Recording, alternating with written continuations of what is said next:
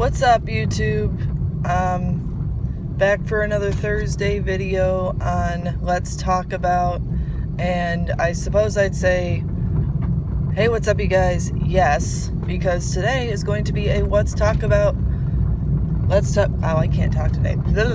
Let's talk about Shane Dawson. I just want to jump in and quickly, before I get started here, throw out an apology for my last video getting a little political. I don't suspect my videos to come will be getting political. I want to keep things from getting political because I don't want it on this channel. So there's that. But with that, let's go get into it.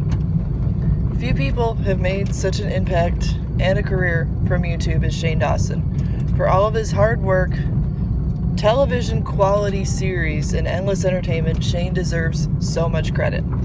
I first watched a Shane video because, believe it or not, of his collab with Tana Mojo. Yeah, that video. And I'm a pretty sheltered child. I hadn't really been exposed to that kind of humor before. But it was very different and funny to me, so I was like, I want to look into these two people. So I kept watching, and, you know, like the rabbit hole I fell down with Gabby and Tana, I was binge watching nearly every single Shane video. I say nearly every single Shane video because there's a lot, and I will admit I have not watched a lot of the earlier Shane, but like food videos, conspiracy theories, I watched them all. And I think the first video I watched outside of the food videos was the like Toys R Us closing video, which was honestly kind of hilarious, like the JoJo with the Bobo, and that's kind of when the crew coalesced for me. You know, you've got Morgan and Rylan and Drew, and no, Drew wasn't in that one. Garrett and oh my god, I can't remember the name. I'm like brain dead this morning, my apologies. I loved like the scary hotel ones, and the one where they stayed on the Queen Mary was really, really good, and just the conspiracy theory videos that made you think and were kind of like unsettling. But after the Graveyard Girl series, I was like, okay, Shane's getting a little more in-depth with his content, and it just drew me in further, right? Like, that's kind of what happens. And I believe he truly does want to help people. I remember watching him cover the like Jeffree Star stuff, like him like trying to help Jeffree Star be a better person. TanaCon, like covering all that whole drama. Trisha Paytas, which I'm not going to get into because back then I actually liked her. Molly Burke, which was kind of a cool collab that they had together. Eugenia, even though she seems kind of like she needs a little bit more help, I thought it was cool that he, you know, shed some light on her and what stuff is like for her.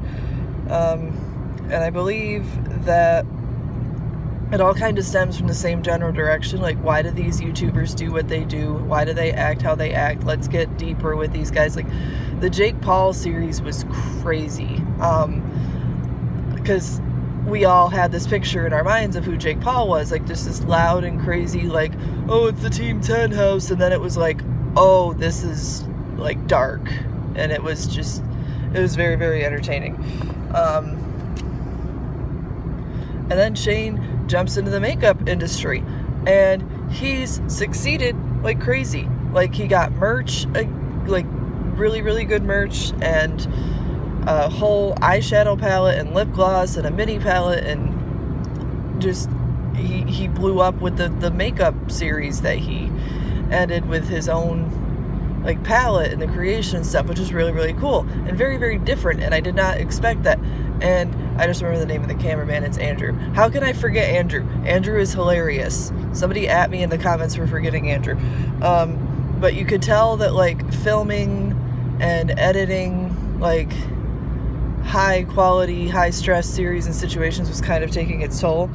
And on his main channel, he hasn't posted in like a solid 6 months. And on his side channel, Shane Dawson, he posted about a month ago.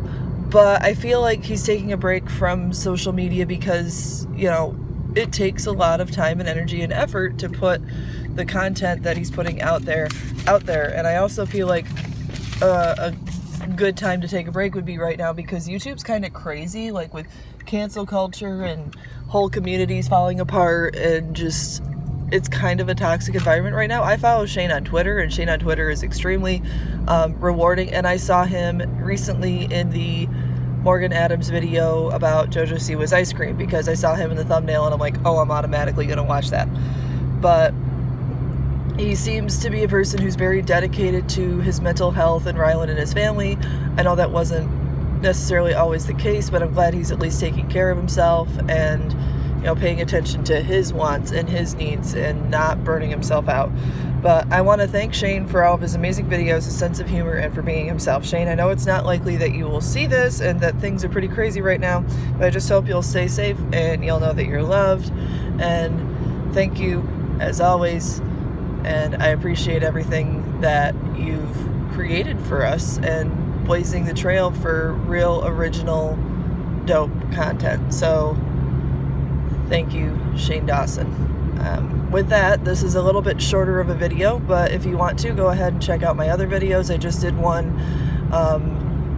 I covered a little bit of cancel culture, a little bit of an update on Dissociated based on what was shared on Evangelina Scott's channel, and the mask thing, which might get me some hate, but it's okay.